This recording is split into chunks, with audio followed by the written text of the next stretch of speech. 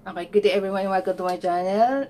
In this video, ang pag-uusapan natin naman ay yung paggawa ng statement of changes of equity. Okay, ano ba equity? Equity o capital, yung mga pinuhunan mo sa negosyo, kung ano-ano yung mga pinuhunan mo, dito natin isusulat. Okay?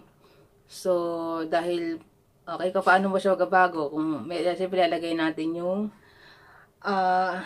kasi andito yung natin yung mga pinuhunan nyo na capital, kunyari yung mga service vehicle, at saka yung cash na pinuhunan nyo, kaya yung warehouse nyo, ganun. Kasi yung ibang asset, ibang pinuhunan natin o kinapital natin sa business natin, kunyari meron kayong laptop o mga ganun, i-depreciate natin yan. So, meron siya yung depreciation expense. Kung meron kayong depreciation expense, i-minus natin sila dito. Kaso sa video na ito, wala po akong example ng depreciation expense. So, ang natin ay yung capital natin. Susunod natin yung initial capital, tapos yung mga susunod na pinasok natin as capital. And then, sales, tsaka yung benta natin. I-add natin kung meron tayong kinita, i-minus natin sa ating kinapital kung tayo ay nalugi. So, yun ang mangyari. So, diretso sa libro. Okay, thank you. So, ito.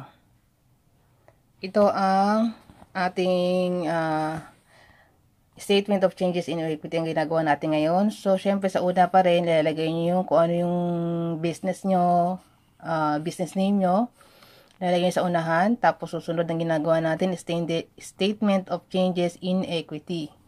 Okay, kung ano yung dito yung date, kung para saan yan, May 1 to 31, okay, January 1 to December 31, so kung ano yung date na applicable dito, yun ilalagay nyo.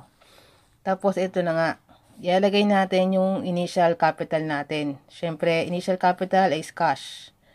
Okay? Magkano? 200,000. Tapos, yung Hasinat warehouse, ganyan, 200,000. Tapos, service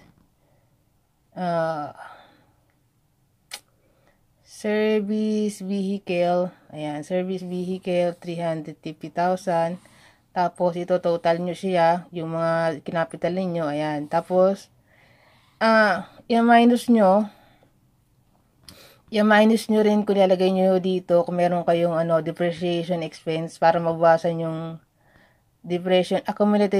accumulated depreciation ng mga service vehicle nyo. I-minus nyo rin, tsaka yung tapos i-add nyo naman yung sales profit. Kung walang profit, losses, i-minus nyo naman. So, dahil meron tayong losses sa ating sales, lugi, abonado tayo, i-minus natin.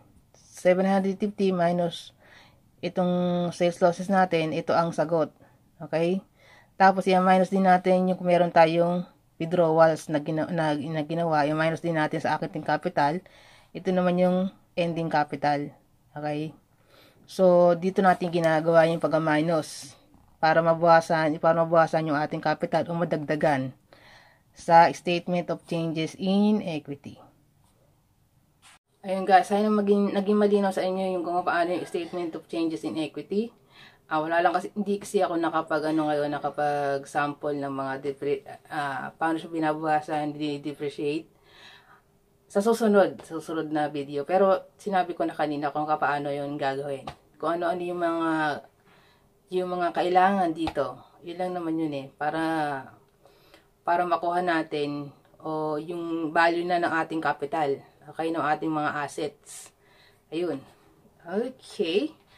And then, thank you so much for watching. At saka sa susunod naman, yung sa susunod na step natin sa ating financial statement. Thank you so much and bye.